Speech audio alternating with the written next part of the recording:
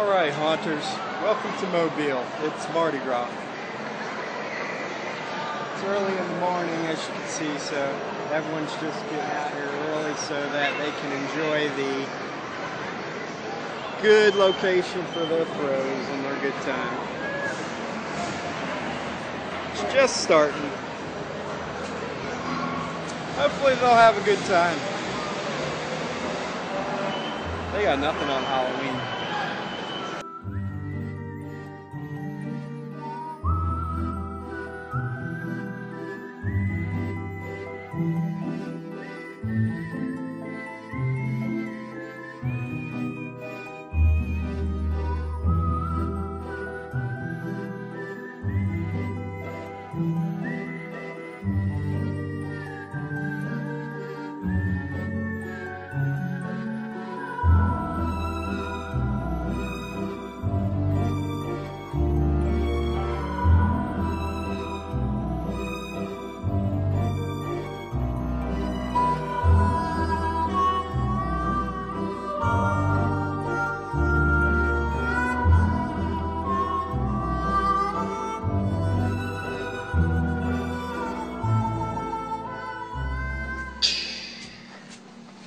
Hi, home haunters. I'm known as Northrad. This is my first time doing a vlog, and I thought I'd do one. I got enough friends doing them, and I thought that maybe, doing a vlog once in a while would draw some attention to the haunt, and also it's only fair. If you got a bunch of subscribers, you got to put some content out there of some sort. So I'll just join on the bandwagon, and I'll try and do one once in a while. Maybe for now, I'll just say maybe quarterly. I need to have more than just one video a year of my haunt. So I'm going to try and show you a little bit about how my haunt happens and the fun getting there. Anyway, this is what every haunter should have, and that's a sanctuary. This is where you do your work, where you can be left alone. Some people it's small, basement, attic. Mine happens to be a portion of the garage, and of course it's never big enough. The attic's full of junk and whatnot, Halloween junk of course. And this is where I do my work, and this is where I store stuff too. This is pretty much something that a lot of you would recognize from my haunts. And of course I got a computer out here. Well, not everyone has a computer in the garage. Of course I got a barley pop dispensary, refrigerator, extra refrigerator in the garage. And I'll just give you a little walkthrough of what can be seen. There's that fridge I told you about. Everyone's got to have one of those to keep your soda pops and other items. And just give you a rundown. That's my old homemade laser vortex. And here's a bunch of accessories and whatnot that every propper should have. Of course, I don't have everything, but there's always a want list. But you gotta be reasonable. Scott Squatch, I bet you'd love those. These are old arcade marquees. Of course, I was a child of the 80s, so gotta put them up somewhere. They don't quite go with the living room in our house, so of course I'm not allowed to keep them in the house. And I don't blame them. There's some junk, a few things, projects, and of course this is organized for me. So anyway, this is some of what keeps me going. Of course, what I got going on right now is, if you could see it, is a little space heater, because it's the winter time. Down here where I live, unfortunately, it's either too hot or too cold in the garage, so I do what I can. I mean, sometimes it's too hot to work on props in the summertime. At least outside, it's just too humid. I live off the Gulf Coast. Anyway, if you're basement dwellers or whatnot, I'm sure a space heater really helps. So that's almost one of those hidden things us propsters need. Alright, I thought this is the time of year where us haunters are usually planning what we want to do for next year. And that's where I'm stuck at right now. I will tell you this, what I usually do is I usually start with the yard. I like to change the layout of my haunt from year to year, just so when people usually you get the same batch of trick-or-treaters, and you don't want them to know where the same scares are going to be coming from, or where the same props are going to be located. I mean, it's you know where I'm going with this. Anyway, I'm just going to show you my yard. And when you see this yard, any of you have looked at my haunt, you will see how barren and empty it is. And there it is.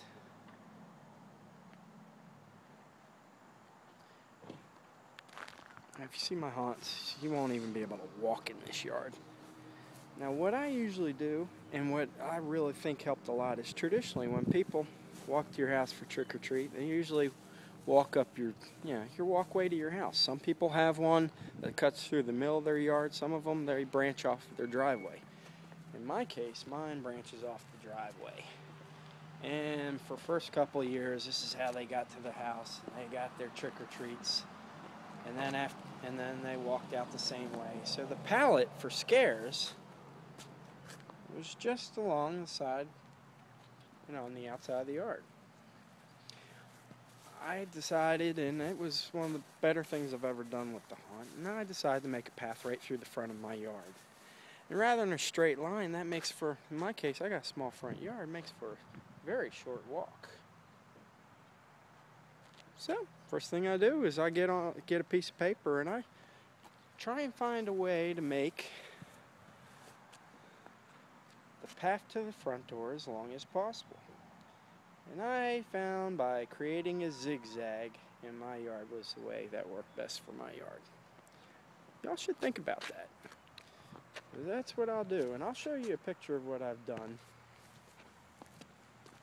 And every year I try and change that zigzag. I might reverse it. So here we go, I'll show you. Alright, well, we're back in my garage. This playing on what we were talking about, and that was front yard. Changing your Halloween layout. I'm going to show you right here what I'm talking about. And here we go. Right here is a piece of paper. Now this is just simply a diagram of my front yard. I made it with a product called paint.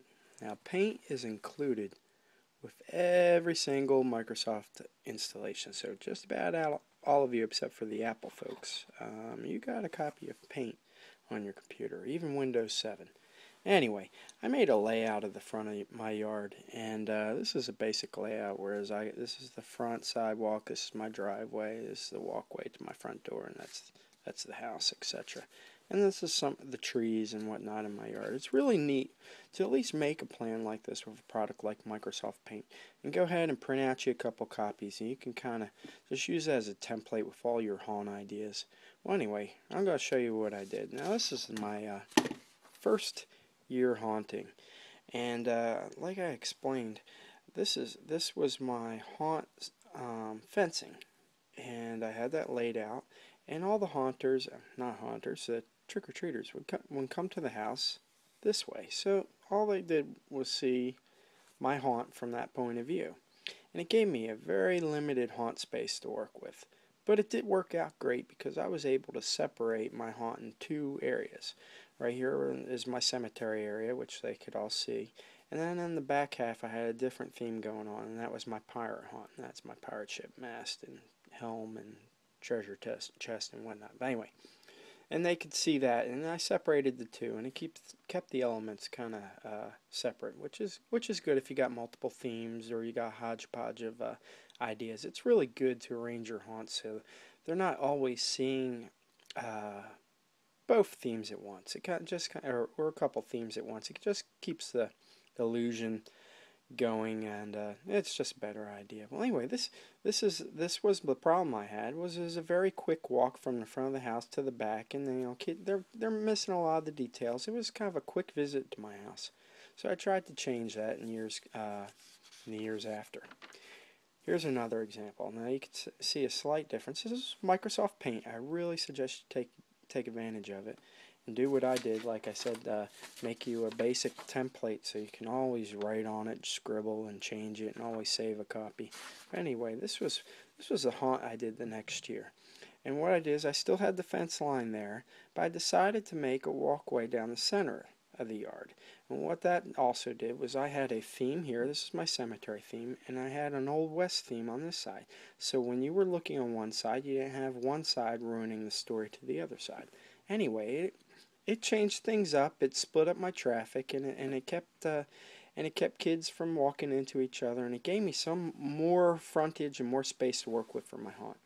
Now this is what I found to be a problem too, because I caught the addiction and my haunt had to be bigger every year.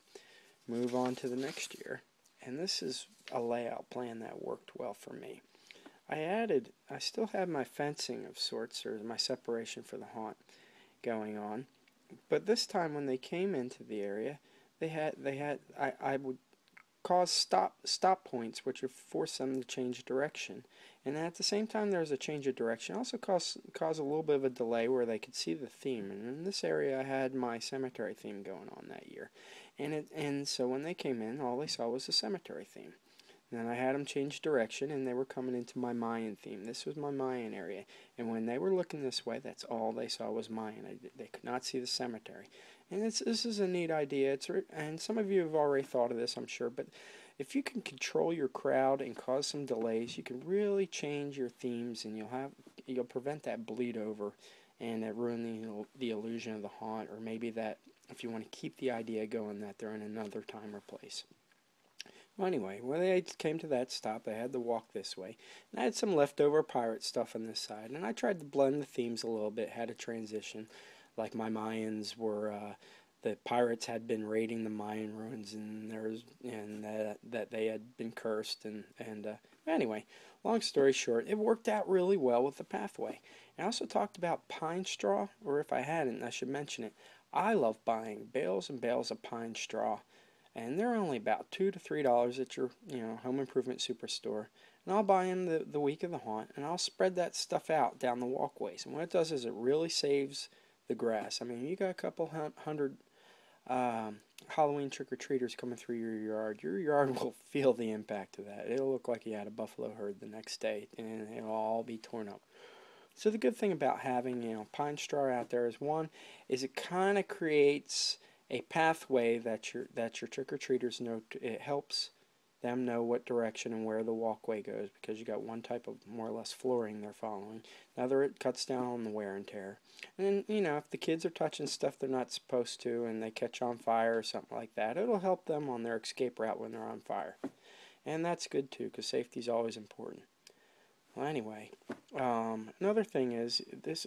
Not only does it separate where they should be walking, it also gives you a chance to, if you're not already doing it already, you should have some sort of separation between your haunt, your props, and the kids. Because nowadays they got lightsabers and pirate swords and whatnot. And even when you think your stuff's at safe distance, they got an extra 3-4 feet with the props of their Halloween costumes, whether they're Jedis or whatnot. But anyway, you'd be surprised what they always want to see how stuff is done, and they'll poke it with anything they got. So that helps too.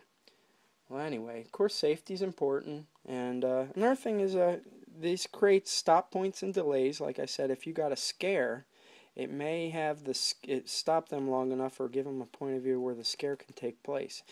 And the good thing about using your yard rather than your concrete sidewalks, if you scare the crap out of them, and it's better to have them crapping in your grass rather than on the sidewalk. Thus, your yard is fertilized. So you get it's a bonus. So I hope this came in handy. And this is a Microsoft Paint. I really suggest that. And I'm sorry, Apple folks, I don't know what you use, but Microsoft Paint works really well for me, and I try and do one of these every year. These are my ideas for next year. I want even more space. But you can see how I talked about diagonals. You enter the haunt, and look at these pathways I created.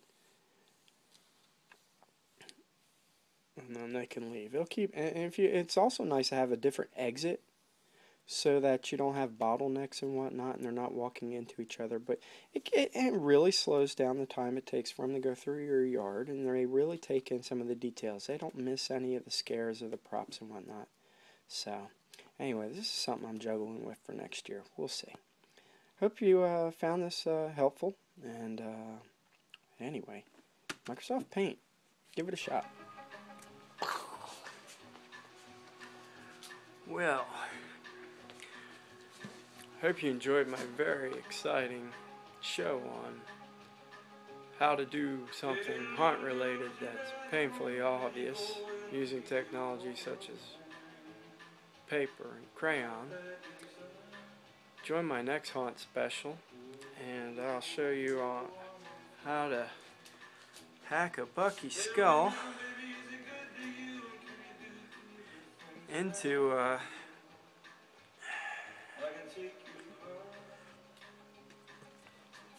saying anything you want just based on thought.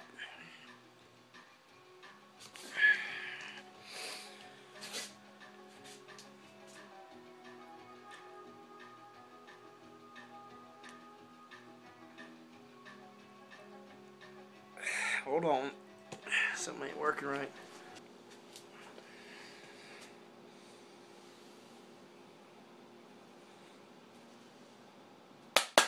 This one's for Joyzy Girl, by the way, if you couldn't notice already.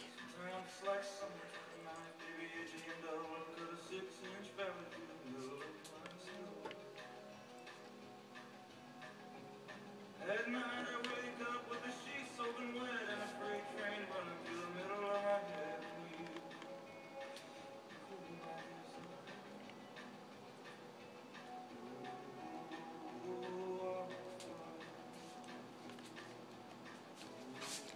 Oh, I'm on fire. Next week. Hope you enjoy.